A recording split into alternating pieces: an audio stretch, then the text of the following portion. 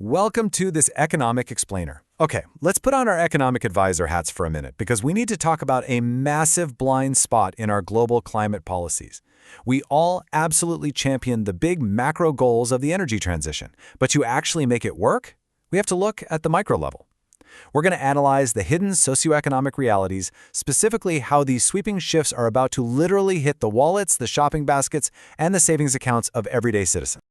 Okay, let's dive right into this with a pretty stark warning straight from the data. The research says, and I quote, "Carbon taxes tend to be regressive because low-income groups are more vulnerable to increases in energy prices."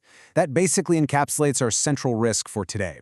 While carbon pricing is, absolutely crucial for reducing global emissions, locally it carries this really heavy risk of punishing the exact people who can least afford a sudden spike in their electricity bill. So here's our executive table of contents for today's risk assessment. We'll start with the transition risk briefing, move into baseline versus transition scenarios, check out wage trends and industry shifts, look at top household consumption changes, indirect impacts on savings, and finally, wrap up with policies for social equity. Section 1. The Transition Risk Briefing. It's pretty easy to picture the energy transition from a macro view, right? We think of massive wind farms and vast solar arrays, but think of this as our 3D model of the transition. Those giant macro energy flows, they wire directly into the daily consumption habits of private citizens. It's the EV charging in the driveway, it's the lights turning on in the living room. The transition isn't just about transforming massive power grids. It's fundamentally about transforming how everyday households consume and, more importantly, how they pay for that power. Section 2. Baseline versus transition scenarios.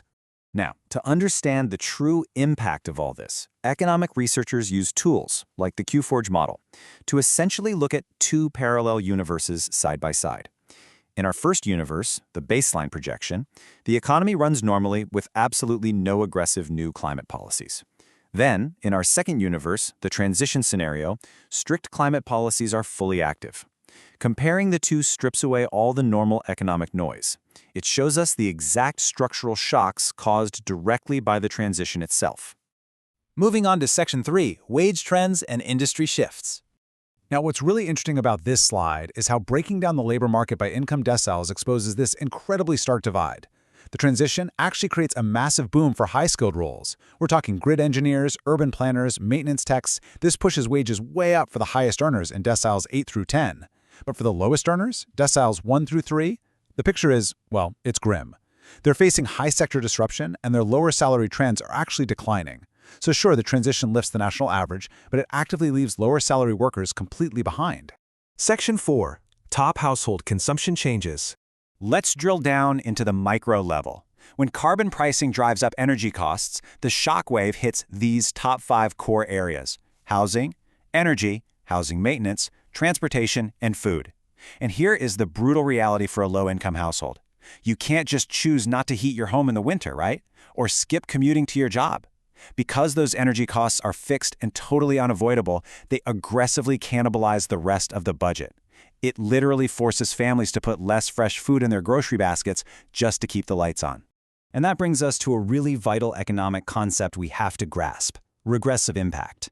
This is basically a scenario where an economic burden, like a carbon tax, takes a proportionally bigger bite out of a low-income earner's paycheck than a high-income earner's. Think about it. If a wealthy household and a low-income household both have to pay an extra $50 a month for electricity, for the wealthy family, it's just pocket change. But for the low-income family, that $50 might literally be their entire grocery budget for the week. That right there is the exact mechanism of inequality we are trying to mitigate. Section 5. Indirect impacts on savings. Let's look at the cascading effects of all this. If you visualize this chart as a 3D data model of wealth projected out to 2028, the disparity is jarring. The highest earners up in decile 10 are seeing wage growth that completely outpaces those higher energy costs we talked about. Because of that, their absolute savings are actually growing. But down in decile 1, folks are facing a total double whammy: stagnant wages on one hand and higher unavoidable bills on the other. Their savings rate deviates negatively. They aren't just struggling to get by today. Their structural ability to save anything at all for tomorrow is being dismantled. And this brilliantly illustrates that we are dealing with a global phenomenon. Here, we're looking at extensive economic modeling from Indonesia using what economists call a Lorenz curve to measure inequality. The dotted line is perfect equality, and the solid line is the actual income distribution. The data reveals a pretty harsh truth. Without intervention, carbon taxes physically bow that curve further downward. The entire country feels the economic burden, sure, but the sheer weight of it rests completely disproportionately on the lowest income brackets. Actually, there's another trap hidden in these data models, a geographic one. Urban populations naturally require a much higher baseline of energy just for daily living and commuting compared to folks in rural areas. Because of that, when these carbon taxes hit, it's the urban low-income households that absorb the absolute hardest nominal hit. They are quite simply way more exposed to the price shock. Finally, Section 6, Policies for Social Equity. Okay, so the crucial point is the energy transition absolutely does not have to engineer social inequality. We can actually neutralize the regressivity of carbon taxes, and it comes down to 3 data-backed steps. First, we have to continuously evaluate the regressive impact data.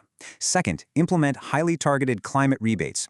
And third, execute smart revenue recycling designed specifically to protect our low-income households. So what does revenue recycling actually look like in practice?